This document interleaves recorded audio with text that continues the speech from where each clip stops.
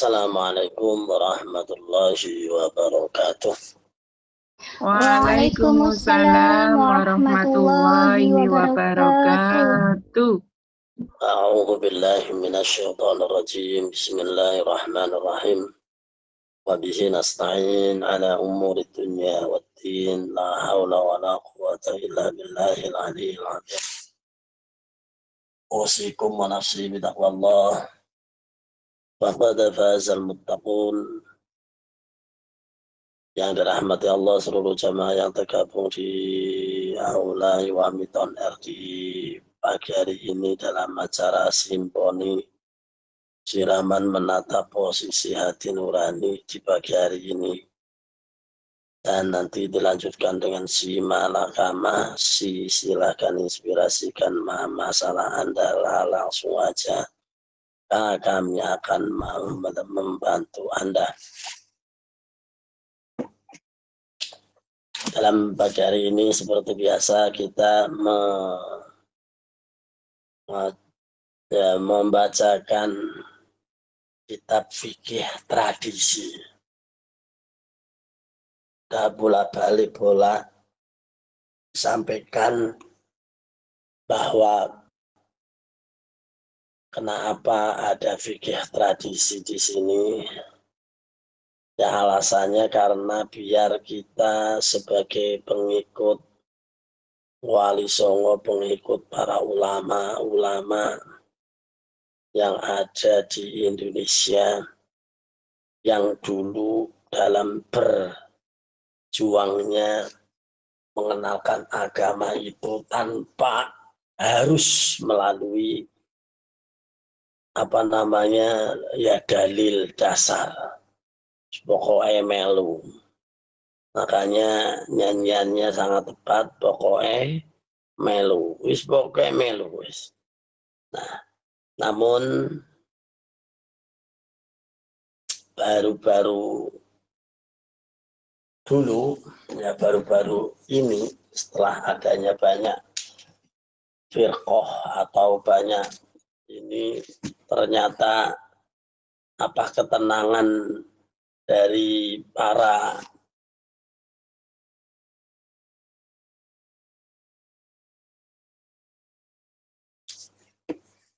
orang-orang atau kita ya diusik ya dengan berbagai macam pertanyaan, dalil dan sebagainya, yang akhirnya para ulama memberikan satu ya dasar-dasar alasan kenapa setiap sesuatu itu harus disampaikan dasar. Semuanya harus ada dasar, tapi disampaikannya itu belakangan karena adanya hal yang memang penting. Setiap apa dianggapnya nggak ada dasarnya, bahwa semua apa adalah bid'ah dan sebagainya. Nah, inilah yang jadi marahi, ya, jadi bikin gemes. Akhirnya muncullah ya buku kajian ini untuk mendukung adanya perbuatan atau hal-hal yang biasa terjadi. Untuk pagi hari ini kita masuk ke bagian 2 masalah sholat, yaitu tentang hal wudhu. Ya, tentang hal wudhu. Di sini disampaikan bahwa ketika mengusap kepala pada waktu berwudhu, ada sebagian orang yang melakukan dengan mengusap ubun-ubun saja. Jadi mengpuk-puk ke atas itu. Tidak mengusap seluruh bagian kepala. Adakah dalil yang menjadikan pegangan perbuatan tersebut? Jadi kalau Imam Syafi'i itu mengusap sebagian kepala itu wajib, tapi mengusap seluruh ya kepala, jadi di cara itu istilahnya dirapikan itu sunnah. Jadi sunnahnya itu adalah membasuh seluruh. Yang penting sebagian sudah terbasuh itu sudah cukup. Ini dari Imam Syafi'i. Tapi kalau imam yang lain itu bahkan ya mewajibkan seluruhnya. Kemarin sudah disinggung dalam hal masalah talfik, ya. Jadi masalah talfik itu. Nah, bagaimana alasannya? Mengusap kepala merupakan salah satu fardunya wudhu. Nah, menurut kalangan Syafi'i, yang wajib diusap hanya sebagian kepala, ya tidak seluruhnya. Dalam kitab ya fikih al-Islami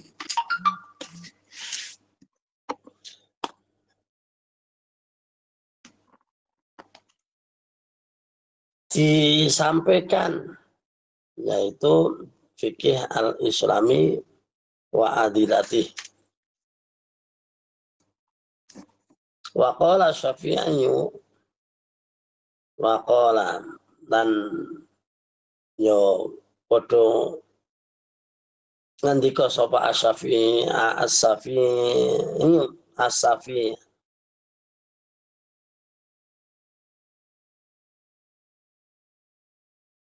wong Syafi'i, orang-orang yang madzhab Syafi'i, wajib masuk ba'di rasi,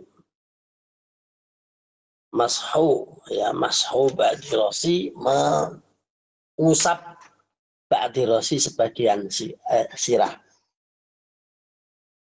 Walau sya'rotan, lan senejan sya'rotan sak rambut, wahidatan kang siji, fi hadir rasi ono ing yo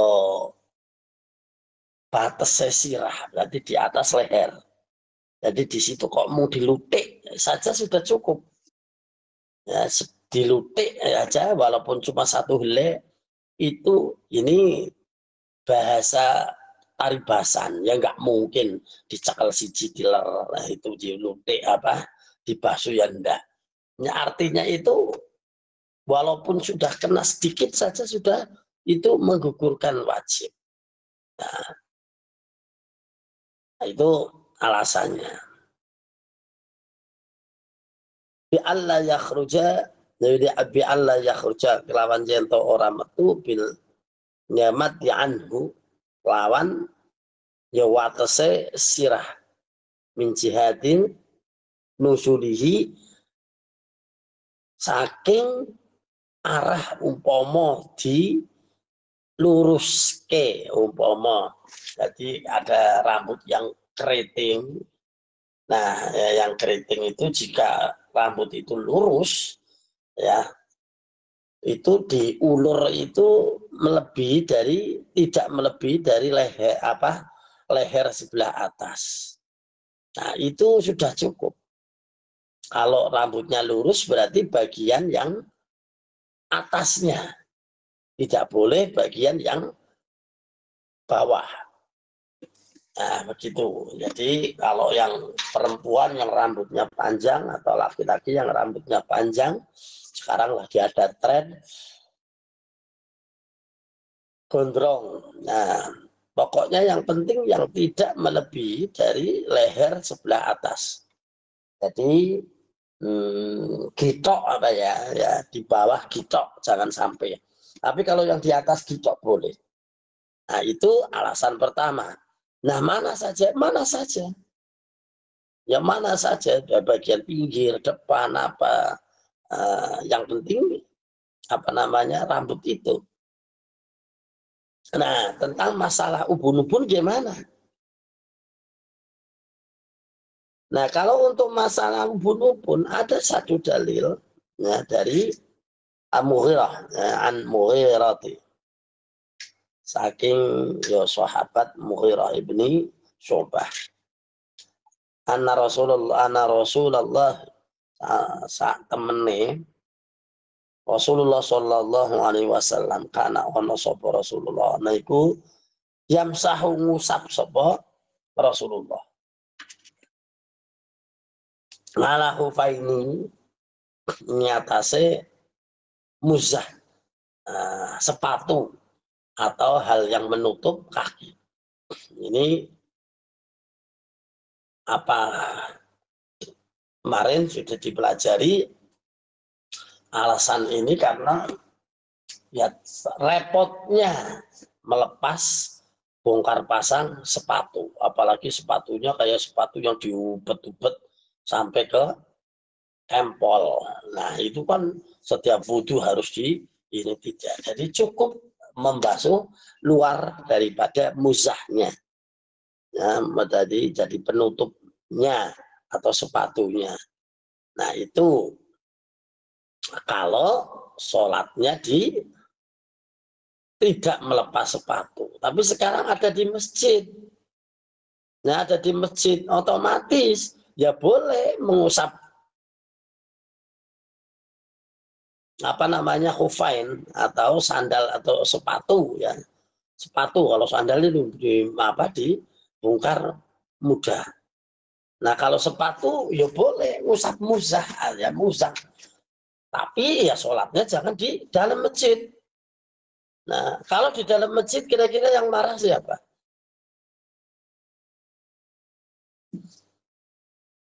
Ya tukang bersih-bersih masjid. Sepatu munggah nih di masjid. Enggak, tapi pada saat Rasulullah itu yang namanya masjid itu belum tehelan atau belum keramikan dan bahkan belum granitan seperti sekarang. Ya hanya sekedar saja kayak rumah zaman dulu. Masih ada nggak ini di Jawa Timur rumah-rumah zaman dulu itu sekarang kayaknya sudah hampir hilang. Bagian paling pedangane ya untuk bagian dapur itu mungkin nggak di keramik nggak apa soalnya apa bikin repot. Jadi untuk tempat pawon ya itu biasanya nggak di keramik, nggak di apa pakai tanah liat biasa. Nah seperti itulah dulu masjid itu ya dari masjid itu. Jadi sholatnya ya begitu ya hanya disemai saja untuk apa namanya batuk. Dan kadang-kadang umpama kok dulu kain itu mahal sekali, nggak disemekin pun tidak apa-apa. Saya dulu pernah di Arab itu di daerah Abha dekat Yaman, nah, daerah dingin, ya, daerah dingin. Itu pergi bersama majikan. Nah setelah itu waktu duhur ya pas di perjalanan karena di sana itu nggak setiap nggak setiap di perjalanan itu dekat masjid. Nah kalau di Indonesia nggak bisa bayangin 100 meter masjid, 100 meter musola dan sebagainya. Itu ya tidak bisa dibayangkan di sana. Nah pas begitu berhenti perjalanan dia ngajak ayo sorry. Nah, enggak, tanah apa? Tayamum ya di pinggir jalan. Saya ikuti aja. Oh ini pelajaran nih. Suruh sholat ya tak kira apa. Dilalah nggak bawa itu, nggak bawa semek ya apa di pinggir jalan. Nah di pinggir jalan sholat. Nah begitu ya pak ya pakai sandal. Ya pakai sandal, pakai ini. Ya terus kalau di sana itu enggak pakai celana, jadi pakai nyetop. Nyetop itu ya baju yang itu yang panjang kayak rok itu, kayak daster itu. Nah, panjang sampai bawah. Nah, di situ sujudnya ya di kerikil itu. Ya sampai kadang-kadang kalau pas lagi keluar lagi mengangkat kepalanya itu ada kerikilnya yang masih katut di batok. Nah, di batok.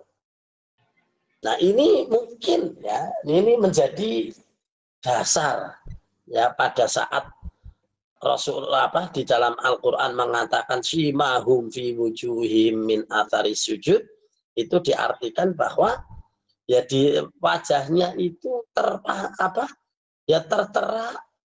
athar sujud, bekas daripada sujud. Nah kalau sujudnya setiap kali dikerikil pada zaman Rasulullah, ya banyak orang-orang zaman dulu itu batuke padha ireng. Nah tapi kalau sekarang sujudnya di sajadah, bahkan lebih empuk ya. Kalau kok sampai hitam, kita tanya ya, kita tanya ini apa digasuk apa gimana. Nah ternyata bukan itu yang dimaksud athari sujud itu dihitamkan jidatnya, tidak. Kalau zaman dulu secara otomatis ya, karena sujudnya itu di tanah dan di sana di bebatuan, yo memper, ya kapalan ya, memper lah. Tapi kalau di sekarang ya jangan sulit sekali. Dan ternyata benar, saya punya teman rambut batu itu hitam, itu benar hitam. Ternyata itu setiap hari dikukuri dikukuri biar hitam, asam. Itu salah paham. Jadi bukan itu ya, bukan itu yang dimaksud asari sujud. Itu namanya asari itu kuku ya, digaruk-garuk. Nah itu. Dan yang seterusnya wa ala nasyatihi, lan Kanjeng Nabi masuk ala nasyatihi, ngatasi ubun-ubune, bumbunane, wa ala imamatihi, lan ngatasi imamah itu betubet kepala. Jadi bisa membayangkan ya. Nah kalau sekarang kan pakai peci, ubun-ubunnya tertutup ya, tertutup. Yang dimaksud imamah di sini adalah yang untuk melingkari kepala. Jadi kepala kayak diikat pakai itu, ya pakai ini. Nah ubun-ubunnya terbuka, sebelah atas terbuka. Nah kalau sekarang kan tertutup semuanya. Nah pada saat itu makanya dipisahkan antara nasyati wa ala imamatis. Nasyati itu ubun-ubun, wa ala imamatis itu kan imamah itu ya yang blekere itu yang diubet-ubet di kepala, tapi atasnya kosong. Nah itu. Nah hadis ini ya secara jelas menunjukkan bahwa Nabi sendiri berwudu dengan mengusap ubun-ubun. Padahal ubun-ubun itu hanya sebagian daripada kepala. Nah, bukan keseluruhannya. Hal ini berarti bahwa yang wajib diusap hanyalah sebagian saja. Nek gelem saluruhnya, ya, kepalanya itu penutupnya dilepas dan sebagainya, malah lebih bagus. Ya, jadi tangannya membuka, terus rambutnya dikebelakangin. Nah, keusap semuanya. Ya bagus, nggak apa-apa. Jadi itu ya alasan kenapa ubun-ubun atau sebagian kepala boleh. Dan bahkan tadi di hadis yang di pelajaran yang pertama itu adalah walaupun hanya sehelai rambut saja boleh, yang penting tidak melebihi had atau batas daripada kepala. Mungkin itu. Besok kita lanjutkan dengan mengusap kaki. Yuk, sekian. Assalamualaikum warahmatullahi wabarakatuh. Kita lanjutkan dengan si malakama. Silakan inspirasikan masalah Anda. Langsung aja kami akan membantu Anda. Monggo dilanjut. Oke, monggo jamaah yang mau bertanya dipersilakan. Harus ada yang tanya. Wis opo ae. Nggih, Pak. Assalamualaikum warahmatullahi wabarakatuh. Waalaikumsalam warahmatullahi wabarakatuh. Iwani jihad yuk dengan karya Allahu Akbar, barakallah. Nggih, Bah, saya dari Indonesia Raya, namanya Ibu Suprapti. Saya akan bertanya di dalam Indonesia. Iya, Pak. Hebat, putih Indonesia nih. Ya, Celakipun Bunda Atin, Bunda, Yayasan BMIT Ikawangi. Oh ya, saya pernah ke rumahnya Buan Atin ya. Nggih. Anu Ban, nggih di dalam bulan Asyura niki, Bah, tanggal setunggal niku kan dinten Isnin. Angsal napa mboten puasa hari Senin, Bunda? Bah. Senin Kemisnya boleh enggak puasa kita? Terima kasih atas jawabannya. Matur nuwun. Wassalamualaikum warahmatullahi wabarakatuh. Waalaikumsalam warahmatullahi wabarakatuh. Ayo, walaupun cuma ini saja, sependapat saja, kira-kira boleh enggak? Ayo, ada yang jawab. Ini cuma satu kata aja. Boleh? Tidak? Ayo, boleh enggak? Boleh apa? Boleh. Boleh ya. Puasa sunnah, nggih. Saya terangkan. Jadi di bulan Asyura itu tidak ada larangan untuk berpuasa, tidak masuk. Yang dilarang berpuasa adalah Aidain, 2 hari raya. Yang kedua adalah apa namanya? Yaum tasyrik, yaum tasyrik. Berarti 4 hari. Hari rayanya 3 hari setelah hari raya Idul Adha kemarin. Terus apa?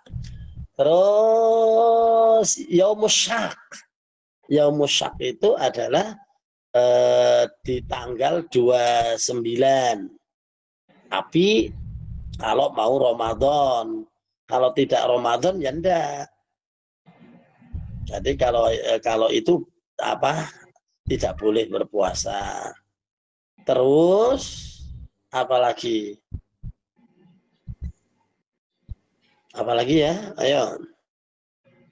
Ada loh.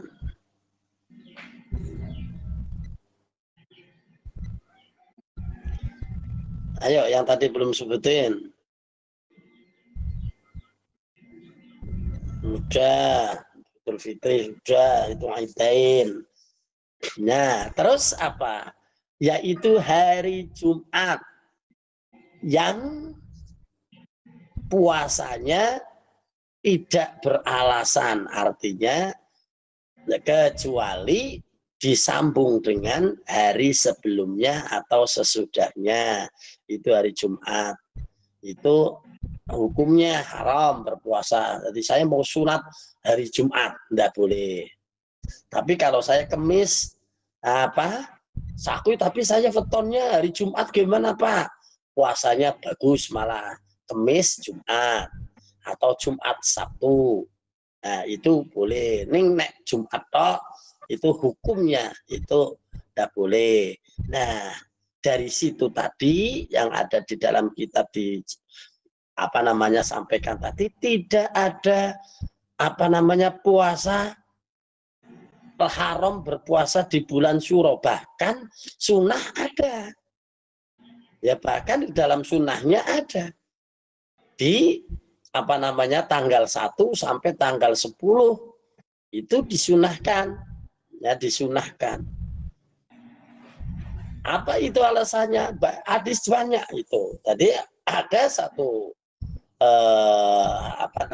hadis Rasulullah itu khususnya di tanggal 10 Asyura ya, di tanggal 10 Asyura. Jadi ada setiap hari yang penting tidak ada dalil yang mengharamkan, maka sunnah boleh atau hukumnya mubah. Tapi puasanya sunnah, hukumnya puasanya mubah. Mubah itu apa? Boleh, bukan mubah bahasa Jawa. Mubah bahasa Jawa, mubah berarti ora kanggo gawe. Bukan. Jadi hukum daripada sesuatu itu yang tidak ada dalilnya dan kesunahannya, tidak ada keharamannya dan kesunahannya, itu hukumnya mubah. Al aslu fil asya al ibah. Ya, hatta yadula dalil ala tahrim. Setiap sesuatu itu hukumnya yang mubah kecuali ada dalil yang mengharamkan. Jadi ini tidak ada dalil yang mengharamkan. Jadi ya mubah boleh. Tapi sunnah nanti di tanggal 10 Dzulhijjah. 10 Asyura. Paham ya? Yo, monggo yang lain. Nggih, insyaallah Bah, matur nuwun. Yang lain? Barangkali ada. Assalamualaikum warahmatullahi wabarakatuh. Salam, yo, jelasin. Iwami jihad yo, Allahu Akbar, barokallah.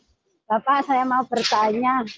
Begini Bapak, kemarin itu saya ditertawai teman karena saya tuh memberi ilmunya itu lucu sangat Bapak. Ini apakah musyrik, apakah diperbolehkan apa mboten begini? Bagaimana cara menanam tanaman yang baik dan benar? Saya kan bilang gitu. Caranya, punten nggih Bapak. Ini saya contohnya, tapi walhasil itu apa? Hasilnya itu banyak banget, ngoten. Nggih, keluarnya banyak dan telo pohonnya itu juga besar-besar. Caranya itu saya gini, ambil kayu tela itu dan kacang contohnya gitu nih Bapak. Terus saya tanam. Tapi dalam waktu saya meletakkan menanam itu, saya cuma bismillah, muga-muga aku gini, aku nandur kayu, nandur telo, muga-muga wae gede-gede. Itu apakah diperbolehkan apa musyrik Bapak itu? Oke, kemarin itu katanya itu nggak boleh ngoten. Yes. Tapi hasilnya banyak banget ngoten nggih. Wassalamualaikum warahmatullahi wabarakatuh. Oh, baru tahu ini Bu Suci. Kalau Bu Suci ternyata alhamdulillah hasilnya tuh banyak banget Bapak. Nah, jadi ahli mantra ya udah nanti saya tak ikut ngelakon ini aku menandur lombok bang piangan kabeh. Bang piangan ki apa godhonge kuning-kuning abang padahal mau ijo iso dadi kuning piye kita pikir-pikir. Nah, coba nanti tak bikin dongannya gitu ya. Aku ora nandur kayu, ora nandur anu tapi piye piye omongnya. Ngeten lho, Pak. Aku ora nandur kayu, nandur telo moga-moga wae oke. Ternyata saya jebol niku walhasil banyak banget. Kacang nggih seperti itu, ora nandur kacang, ora nandur godhong, nandur kacang, moga-moga wae oke ngoten lho, Pak. Pripun niki? Oh, berarti disebutkan anunya yang mau ditanam. Kalau ya nggih ngoten lho. Kacang ya kacang itu. Nggih, ngoten pripun, Pak? Disebut mboten niku? Mboten disebut langsung kula tanam ngoten lho Bapak. Oh, berarti iya. Nah, sekarang ini ada ilmunya. Itu terusanmu apa? Pohonnya besar pohonnya lemu-lemu. Pohonnya enggak lemu Bapak, tapi itu kayu ubinya itu banyak, kacangnya itu banyak banget. Kemarin itu alhamdulillah luar biasa ngoten lho Bapak. Iya. Berarti dirabuk ora? Lah kan labuke teledong Bapak. Ya. Nah, itu begini. Tadi sudah disampaikan. Setiap sesuatu itu boleh hukumnya atau mubah. Sampai ada dalilnya. Kira-kira ada enggak keharamannya? Yang namanya ngomong, yang namanya itu adalah doa. Itu kan doa. Ya bismillah aku ora nandur kacang muga-muga wae akeh wae gede-gede. Nek kacang mosok gede-gede ya akeh to ya. Nah, disebut begitu. Itu kan apa di mana kemusyrikannya? Ya, itu ndak ada kalau dari kata-kata itu kan hanya doa dalam bahasa Jawa. Ya ini malah panjenengan punya ide. Ya punya ide menggunakan bahasanya untuk berdoa kepada Allah. Ya enggak masalah wong doa kok. no kecuali disebut danyang sopo iki sing anu danyang apa tanah iki muga-muga apa sampean kabeh ngrewang-rewang ngono aku dadekno. Niku napa to Bapak? Hah? Ora paham danyang niku napa? Oh, danyang ya sing nunggu, sing menunggu jin apa setan apa lah itu lah baru itu bisa dikatakan apa namanya musyrik karena apa minta bantuan jin. Danyang itu ya itu dalam bahasa Jawa. Danyang itu ya yang menunggui. Sebetulnya ya ada yang namanya di bumi di tempat mana saja itu setan itu ada, jin itu ada, bahkan lebih banyak daripada manusia. Lagi zaman Rasulullah saja, Rasulullah sampai menyampaikan dalam apa ya hadisnya, jikalau ya misalnya engkau menjatuhkan jarum dari atas, maka jarum itu pasti akan mengenai di antara mereka. Berarti jin atau setan. Nah berarti setan sama jin itu penuh banget pada zaman Rasulullah. Menjatuhkan jarum dari atas itu teblok pasti mengenai setan. Itu zaman Rasul. Sekarang sudah 1500 tahunan. Ya tambah piro padahal jin karo setan iki ora mate. Bisa bayangkan musik sesak dunia jin. Makanya dunia jin sekarang udah parah-parah. Makanya di dunianya sana sudah sesak bunyak ya. Jadi sekarang rese-rese kurang gawean. Nah akhirnya kerjaannya yang ganggu-ganggu manusia. Jadi kalau itu tidak menyebutkan minta tolong jin, umpama kok disebutkan hai jin penunggu tanah iki, aku arep nandur iki, ya tol apa dadekno apa tanduran iki lemu lan woe budi apa woe akeh, itu musyrik jelas karena minta bantuan jin. Ning nek jaluke ning Gusti Allah, bismillahirrahmanirrahim, aku ora nandur, ayo nandur kacang iki, muga-muga wae akeh. Lah muga-mugane ning sapa? Muga-muga ning Gusti Allah, apa meneh karo ditambahi. Jadi bismillahirrahmanirrahim, ya, duh Gusti Allah, aku ora nandur nandur kacang iki, muga-muga panjenengan paringono lemu, paringono woeh akeh. Ya ndak ada, itu cuma doa dalam bahasa Jawa. Ya, doa bukan harus pakai bahasa Arab. Bahasa Jawa juga Allah tahu. Siapa sih yang bikin bahasa ini? Ya Allah itu tahu bahasa seluruhnya. Bahasa hewan, bahasa apa, bahkan kayu dan sebagainya tahu. Jadi siapapun berdoa kepada Allah, termasuk yo jin setan yo dungo kok.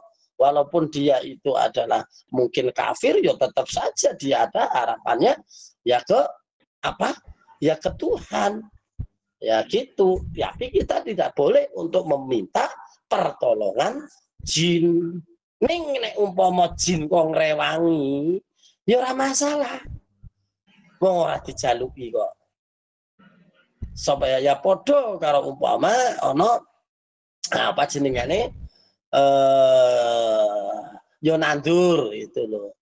Orang jaluk apa-apa wis dirabuk dhewe. Kok dilalah ana kucing nongkrong nang kono ngising nang wit lombok langganan nang kono. Kira-kira digurah ora? Ya ndak, malah beneran. Nah, itu. Jadi permintaan apapun kepada Allah harus diikhtiari dengan ya dengan ya ikhtiar. Tadi itu terakhir menyebutkan lemone nopo tletong. Nah, itulah yang saya akan merencanakan menggunakan tletong. Bahkan bukan tletong kebo sapi ayam, tapi tletongnya tletongnya apa? manusia. Ada kasus itu. Saya sekarang lagi ini berpikir. Dulu saya bikin sumur. Ternyata sumurnya tidak keluar air sama sekali. Bahkan dibor itu tidak keluar. Nah, akhirnya daripada sudah jadi sumur, akhirnya tak bikin sepiteng. Dibikin sepiteng, ternyata geger terus. Artinya geger itu semua ngomong mana iki ora ilok sing dosa sing apa banyak sekali. Yang dilalah sumur itu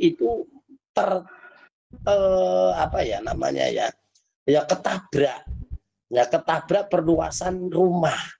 Jadi pandasinya di tengah-tengah sumur. Jadi nyabrang ke sumur, separuh sumurnya di luar, separuh sumurnya di dalam. Nah, itu untuk sepiteng padahal. Berarti sepitengnya ada di dalam rumah dan di luar rumah nyabrang. Wah, akhirnya ribut. Dan bahkan pernah orang tua yang menerawang se omahmu madhepe ngalor iku ana sebelah wetan itu sebelah gambar iki apa iki. Nah itu iki kotor banget iki ketoke ora apik. Akhirnya ditebak niku ndamel sumur tapi mboten kangge nggih mboten medal nikune, akhirnya nggih damel niku mbah ya. Aja kan pindah aja nang kono nang omah iki. Ya kotoran omah ini kan tempat jin. Ya bener.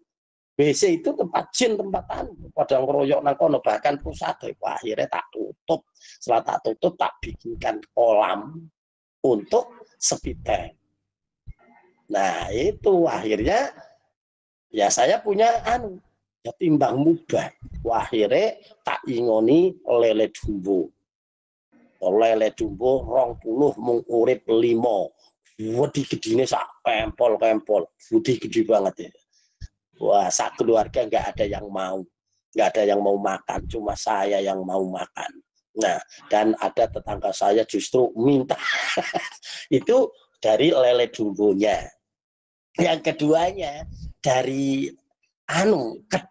gedoh belete.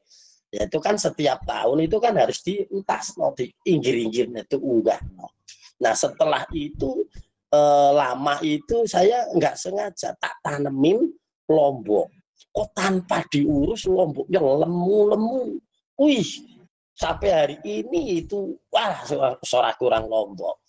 Wah, akhirnya, nah saya yang di polybag kering lomboknya.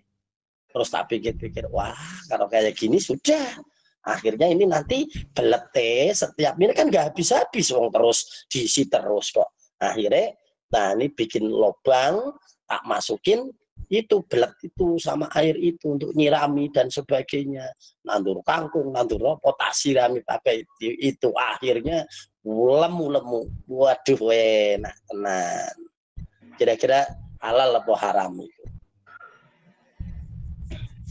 Nah itu kan ya daripada kerbau. Kalau kerbau kan hanya makannya rumput.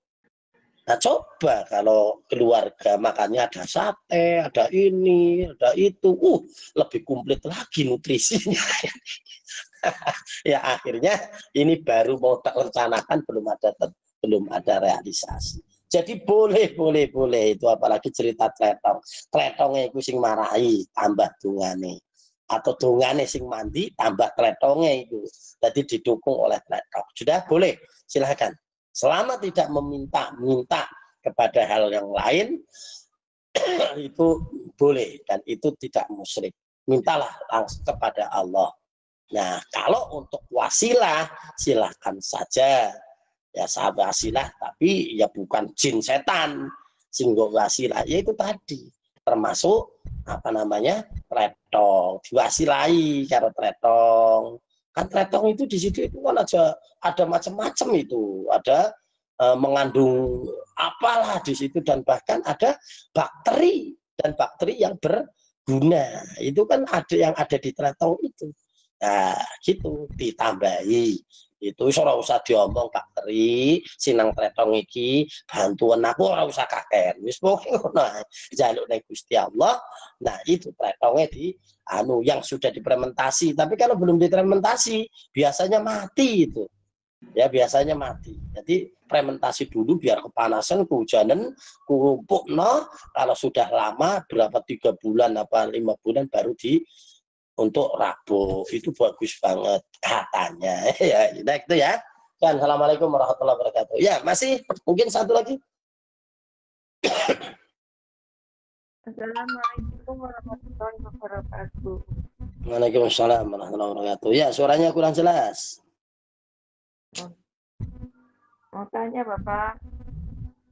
Moga-moga.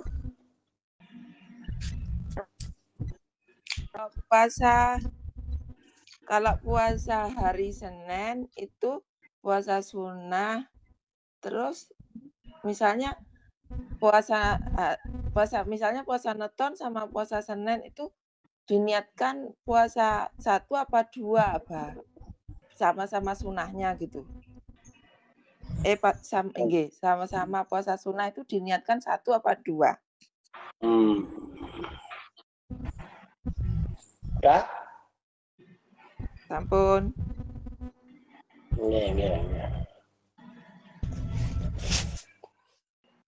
Ya, puasa Senin Kamis. Dan itu dilakukan oleh Rasulullah. Pada saat ditanya, Rasulullah itu Senin itu adalah kelahiranku. Maka itu jadi dalil bahwa boleh puasa weton. Karena alasannya Rasulullah muasani di hari Senin itu adalah wetone. Nah, dilala Rasulullah itu ya tidak ada hitungan weton. Mau ngepasi nek wong Jawa iku ya apa namanya mengingat atau mesakralkan weton, tidak masalah. Ya tidak masalah. Lalu bagaimana? Apa untuk puasa weton apa khususnya di hari Senin atau mungkin hari Kamis dan sebagainya. Nah, kalau Senin Kamis ittiba Rasulullah karena Rasulullah itu mensunahkan Senin dan Kamis. Tapi di situ ada hari Senin sebagai dasar daripada Rasulullah berpuasa. Ya, katanya Rasulullah itu berpuasa menyebutkan bahwa hari Senin itu kelahiranku. Berarti yang lahirnya tidak Senin akhirnya jadi hukum kebolehan untuk berpuasa weton, akhirnya sunnah itu. Dan dilala sunnah tambruk apa di hari Senin atau mungkin hari Kamis. Nah, bagaimana itu? Bagaimana itu niatnya? Yo diniati kabeh. Wis diniati kabeh. Diniati bolak-balik ya boleh lah. Tapi yang bagus itu niatnya yang pertama ittiba, bahwa ini adalah sunnah dari Rasul. Yang kedua adalah ini adalah weton saya. Tapi gak usah disebut sampai sebegitu. Jadi menyebutkan sunnah itu hukumnya sunnah. Jadi yang penting itu ngerentak. Semoga-moga aku Senin esok poso Senin Kamis karo poso karo ya itu sudah dalam hati saja sudah beres. Ya beres, umpama ke arep disebut ya ndak masalah, tapi yo kedawan niat ingsun poso Senin kanggo ittiba Rasulullah. Nomor loro kanggo iki, nomor 3 dilalah. Yang dilalah apa? Duwe utang poso Ramadan. Gimana? Nah ini kan mestinya dipertanyakan. Jadi double telu niat double telu sah nopo boten niki. Ayo. Tadi nggak ditanyakan jenengan hanya sunnah dua. Yang kedua mau tanya itu, Bang. Oh, mau tanya udah langsung tak jawab. Ya, waktunya habis. Jadi yang ini baik itu puasa wajib karena nyarutang. Ya, karena nyarutang itu boleh. Ini ada yang berpendapat niatkan nyarutang dulu karena hukumnya wajib didahulukan. Yang kedua ya niat sunnah. Yang ketiga ya niat Senin Kemis. Tapi kalau itu kok Ramadan, ya wis istilahnya nggak usah disebutin bahwa pasti bodina Senin dilarang Ramadan, aku niat fardu Ramadan karo niat poso sunat, niat ini ya boleh-boleh saja, ya tetap sah. Nih kalau sudah Ramadan itu ya sudah tertutup dengan kewajibannya. Ya karena memang ya bagaimanapun itu adalah kewajiban. Ya tidak sebagaimana sholat di luar puasa di lain bulan Ramadan. Itu kan wajib nyarutang. Tapi ya tidak harus hari itu. Sunnah. Ya pas dilalah hari itu. Jadi sama-sama. Berarti memang hari itu ada kebolehan dan ada ya ya ada kebolehan pilihan antara puasa atau tidak. Walaupun itu wajib. Ning karena orang itu ya orang kan maunya gampang kan, karena tahu kalau kita tahu bahwa Allah itu maha bijak, Allah itu maha segalanya, tentunya boleh pesan gawe aku niat nyarutang, niat sunnah, niat Senin Kemis, niat poso weton dilala campuk, poso dadi siji, niate pirang-pirang. Kira-kira boleh tidak? Salah, Pak. Boleh enggak? Boleh apa? Boleh. Boleh. Orang yang kayak gitu itu dianggap orang cerdas. Pintar, iku minteri Gusti Allah. Kira-kira Allah itu kalau dipinterin kayak gitu, kira-kira itu marah apa seneng itu?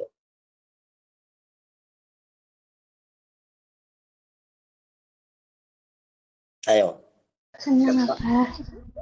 Ya karena Allah maha bijak, Allah maha kaya, Allah maha rohman, maka seneng. Iki ora kaya makhluk iki. Ngakal aku, wis ora apa-apa, ora apa-apa. Lha wong sugih kok Gusti Allah, sugih maha rahmat, wis ora apa-apa. Ya pasti boleh, Pak. Boleh, ini malah kadang-kadang bikin gemes ini.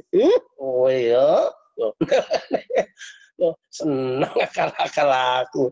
Mosok nglakoni siji aku jatuh dibayar pirang-pirang. Nah, ada apa-apa wong itu ke Allah. Nah, bahkan ya kalau bisa itu ya kayak gitu. Pak Allah itu sing cerewet, sing anu. Tapi cerewetnya bukan ngeresulo. Cerewetnya itu dengan harapan dapat banyak rahmat. Mungkin itu ya tinggal 5 menit. Saya berusaha untuk tepat waktu ya. Mungkin itu. Sekian, langsung saja ya. Iya Pak, barokah doanya ada pesan-pesan. Dengan berkarya. Dengan berkarya, maju terus, pantang mundur demi perjuangan. Barakallah. Ini suaranya kayak wong Jawa ya. Ini yang biasanya suaranya itu. Yang dari Walon ya. Cilacap Pak. Ini suaranya suara nganu TK. Bagus. Oke, bismillahirrahmanirrahim. Alhamdulillahirabbil alamin. Kita pantas untuk bersyukur, alhamdulillah kita dipilih oleh Allah untuk bisa bermajlis, karena tidak semua orang mau atau mampu atau dipilih.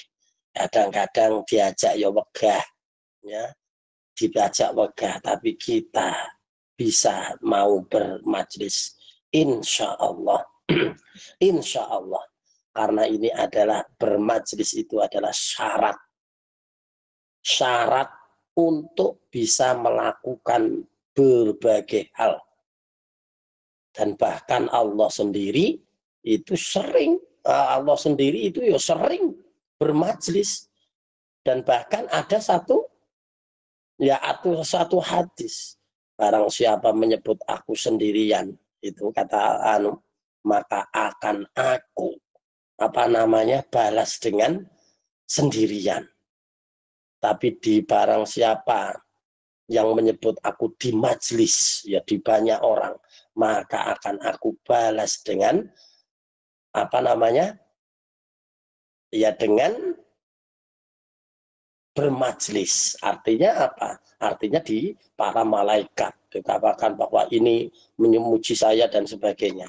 Nah inilah, jadi bermajlis ini adalah sudah otomatis setiap sesuatu itu harus ada majlis, harus ada kumpulan.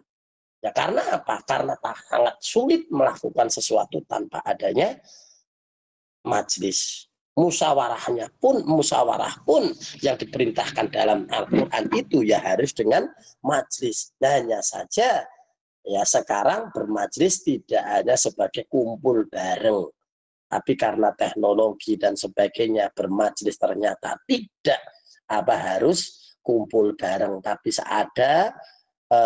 Allah telah menakdirkan yaitu satu teknologi yang kita bisa bermajlis di dalamnya, yang motonya jauh di mata tapi dekat di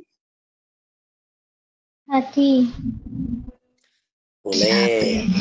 Ya, jauh di mata dekat di hati boleh, karena kita seolah-olah Dekat di HP.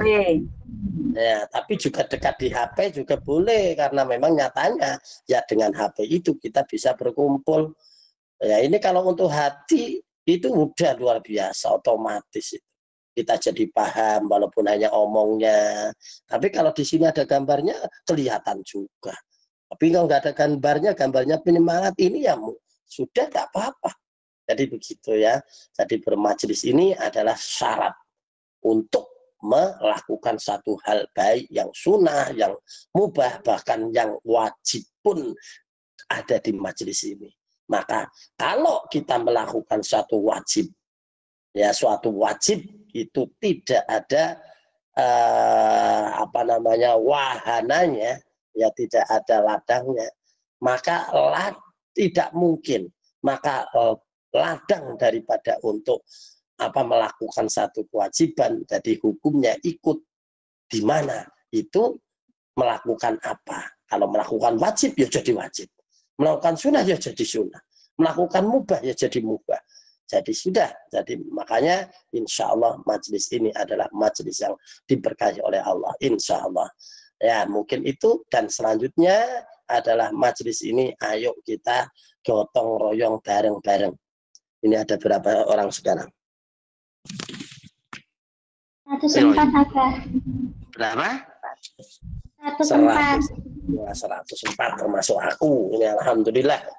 Jadi insya Allah ya ini baru 104. Jangan cukup 104. Yang lain-lain masih di bawah 100. Tapi kita harus terus buktikan dan terus ajak siapa saja untuk tampil. Apalagi istilahnya teman-teman yang sudah pulang di Indonesia. Tidak ada jarak atau waktu yang beralasan. Maka dari itu tadi dari Banyuwangi, ini Bunda Atin di mana ini Bunda Atin? Diajak lagi, suruh bergabung di sini, bernostalgia. Coba cari Bunda Atin, ada siapa itu yang pertama kali? Bunda Ana Kristiana, tapi ada Ana Kristiana lagi ya. Nah, anak Kristiani itu. Nah, itu ajak semua itu yang pernah itu. Jadi untuk tampil terus di sini. Udah, nggak apa-apa di Indonesia, di ini campur baur. Wes, nanti ada yang dari Hong Kong, dari mana. Ayo, kita tinggal bareng-bareng untuk bagi-bagi tugas. Silahkan. Jadi gitu, untuk terus ikut rumongso andarbeni. Jangan koyo bikin keranda. Tahu bikin keranda?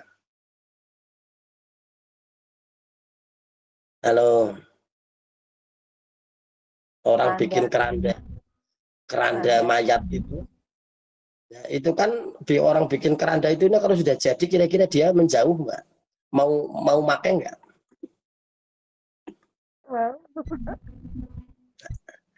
Nggak mau kan? yang meninggal. Gak mau banget yang bikin. Mau tapi dia bikin keranda. Tapi setelah jadi kayak no kuburan, orang tinggal di belas. Tapi mengko nek mati bene butuh. Dicukup. Lah itu jangan majelis ini jangan jadikan keranda. Ya kalau mati nanti minta ya bukan minta ya. Ya kalau mati disebut sekarang masih hidup nggak tahu kemana. Nah ini kerandanya ditinggal begini saja. Nah ini jangan begitu. Ini bukan keranda. Maka dari itu, yuk akui bahwa ini adalah bukan saya. Saya tidak bikin majelis ini bagaikan keranda yang setelah jadi tak tinggal begitu saja. Asem. Jadi begitu ya. Ayo kita masukin, kita bermajelis di dalamnya. Kita berwatawasobil haq watawasobil sabar. Dengan moto majelis ini tidak akan kemana-mana. Kalau bukan kita, siapa lagi? Kalau tidak sekarang,